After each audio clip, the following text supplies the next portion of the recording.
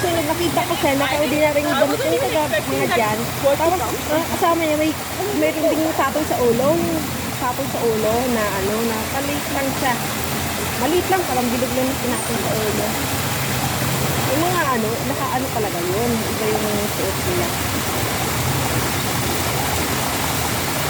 Hindi ko maalala kung ano yung lugar yun.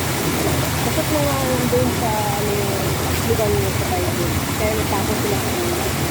Saka yung one time may nakita rin akong video. Tapos yung mga tao doon, harang yan sa mga tapon sa ulo. Parang pancake na nakapatang yung nasa ulo. Akala ko Pakistan mga yun. Hindi. Yung puti. Puti siya eh. Hindi naman. Iba yung... Sobrang ano yun, yung parang Egypt na... Hindi. Mga, parang mga katulad ng mga Christ na gano'n. Yung mga lugar na sa Unita or mga taga... Awan, basta search natin. Wait lang.